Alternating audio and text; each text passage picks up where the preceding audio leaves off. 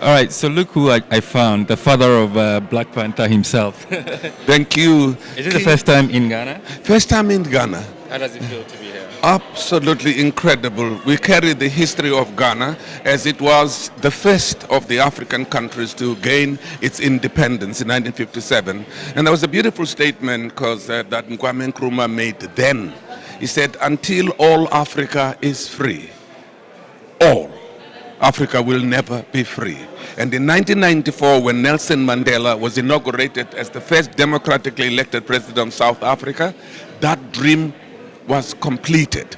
Now all of Africa. So to come back here is a pilgrimage to walk on the footsteps of these great giants, to look at the architecture, to look at the area. One thing that impressed me, all the old buildings are intact and incredibly maintained. The history of the land, of the archaeology, of the people here is absolutely wonderful. I take that from home.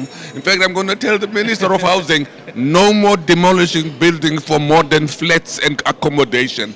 Keep them work inside. Great. I remember I interviewed you when Black Panther came out, and around that time you said it represents a lot for Africans, whether they're in the diaspora or home, to take control of their destiny and make the world know that we can do it. Coming from the film industry, do you think with the things happening from Black Panther, even Beyonce doing an album, and Lion King and all of that, do you think the time is right for us to also now filmmakers from the continent now create content and let the whole world know our story? This moment is not created at the mercy of us. Mm-hmm. We have made a statement. Africa has pushed itself into that agenda. Mm-hmm. Hollywood can no longer ever cast any other person if the writer said he's an African. Not if to do that. The Black Panther and movies like Ghost and the Darkness, the movies like The Lion King and many other movies that are done have opened a small window of opportunity for us. Now is the time we know we are on the main menu. Now African filmmakers, investors, artists as a whole, this is the time we have to grab very quickly and push into there and make the statement about African film industry.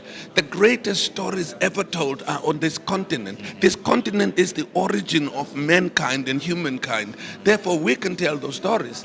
All we ask from our brothers and sisters, especially the people in business, is believe in us that we are box office powerful hits. We will return your investment if you give us money to make a big Africa blockbuster and use the talent we have that is around here. And if I want an actor from England, I'll get Hugh Kwashi. If I want another actor, I'll get Idris Elba. I'll get Ejiofor Chiwetel. These are great names in the film industry, and they're all Africans. We got to trace them all and say we have an Africa program.